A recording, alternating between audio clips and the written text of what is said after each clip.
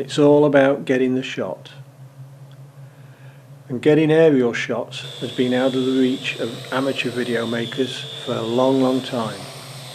But now, thanks to the advances in technology, aerial footage is now being made possible by the use of quadcopters. And not only quadcopters, but quadcopters with cameras fitted in the nose. A quadcopter is like a small helicopter with 4 propellers. It can be radio controlled, or like my Parrot AR drone, is controlled by Wi-Fi. So that means I can operate it from a smartphone or my tablet. The footage captured with the AR drone is 720p HD footage, so the quality is quite good, coupled with the fact that I can now get quite high and take video from way up. The range of the AR drone is about 50 meters, 165 feet, and from 100 feet up you can certainly get a good view. Flying and controlling the AR drone does take a bit of practice. As you're using a Wi-Fi connection and you're using a touch screen to control the device, it can be quite difficult at times. Because of its lightweight construction, the drone is also affected by the wind, so anything above 10 knots is going to blow it about a bit, although it does hold its position very well.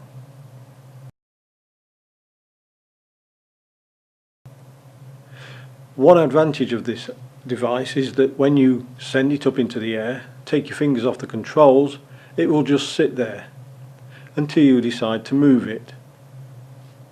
And so it does make for a good videoing platform.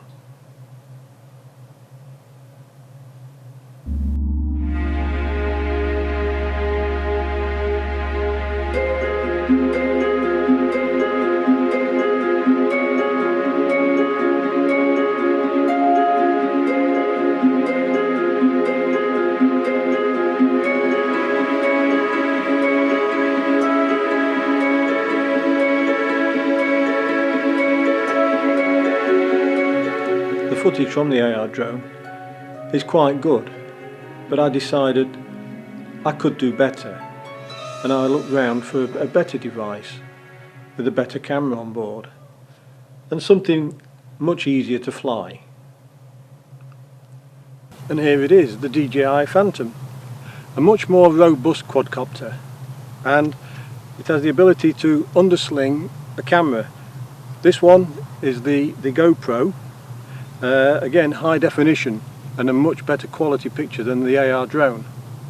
The beauty about the DJI Phantom is, again, it's controlled by this, a proper radio control transmitter. The other thing, it has global positioning system installed in it, so it uses satellites to fix its position. When you power it up, it goes through a startup routine and it knows exactly where it is. So when you fly it and you take your hands off the controls, it will just sit there and hover and not move. So let's give it a go and see what happens.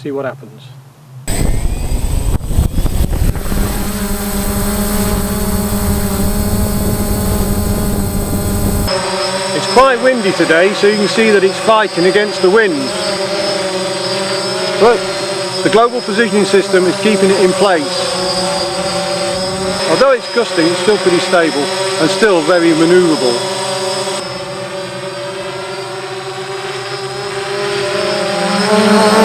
Getting feedback on what you're videoing is important when you're flying with the DJI, and so I use these.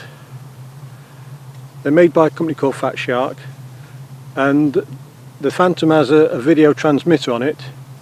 These goggles have a video receiver in them, and through the eyepieces they've got little monitors, so you can actually see live what the camera is seeing as well, so you can see what you're videoing.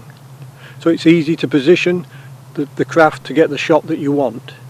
Of course, aerial footage on its own is not much use, and it has to be integrated in with other footage. So let's have a look now at how some of this aerial footage has been integrated into some of the old footage that I shot.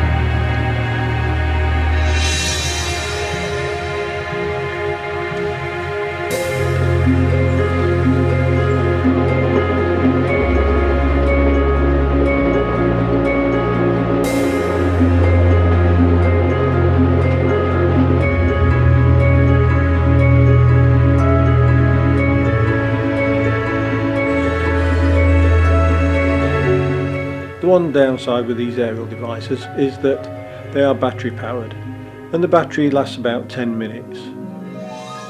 So you have about 10 minutes flying time. But bearing in mind that most shots that you're going to make are only a few seconds long, 10 minutes is ample to get the machine in the air, fly to where you want to shoot, do a test run if you need to, shoot your video, come home and land.